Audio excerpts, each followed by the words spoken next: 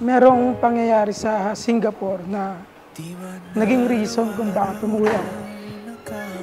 And sobra akong sobra akong nahirapan. Paggising ko, mag-iinom ulit ako hanggang sa isang gabi. Parang kini-question ko na si God. Sabi ko, bakit ako? Sabi ko, bakit sa akin mo pinaranas to? Habang nakaupo ko dun sa bintana, lasing, bigla siyang tumawag. Out of nowhere talaga. Biglang tumawag sa akin si Nika. And isang bagay na sobrang nagpapasalamat ako sa kanya. Tsaka kay Lord na siya yung tumawag sa akin nung gabi niya. Kasi niligtas talaga ako nung gabi niya. Siya yung ginamit ni Lord para maligtas ako doon. Kaya, yun nga, nung umuwi ako ng Pilipinas, siya yung unang pinuntahan ko, yung pamilya.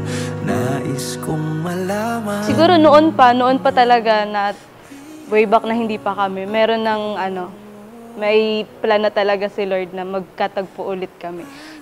Siyempre, nung sinabi niya po yun sa akin, masaya ako. Kasi kahit pa paano, na-save ko siya nung time na yun.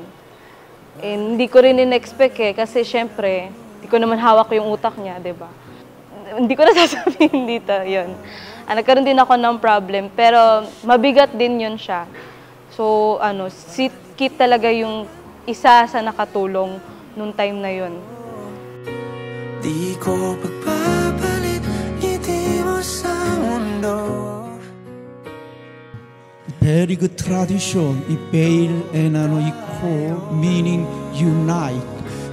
And one body in Christ. The spiritual symbolizing of unite in one place is communion service. Both of you together,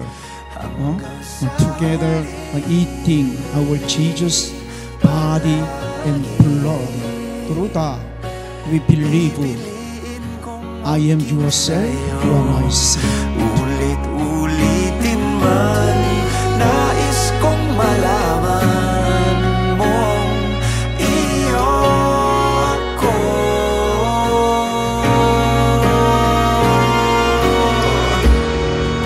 Sa pagdating ng ating pilak at ginto, diamante may abutin, ikaw pa rin aking bituin at tatangi kong dalangin hanggang sa huling siglo.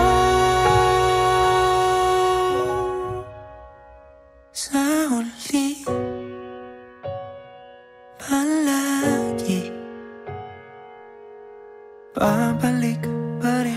Lahat i-cherish ko, lahat ng mga ordinary days, gagawin nating extraordinary kasama ng magiging baby natin. Alam ko naman na na tama yung naging desisyon natin. Nandito na tayo. Sana hindi man ganun kadali yung buhay na haharapin natin. Pinapangako ko sa'yo na gaano man kahirap yung pagdadaanan natin in the future.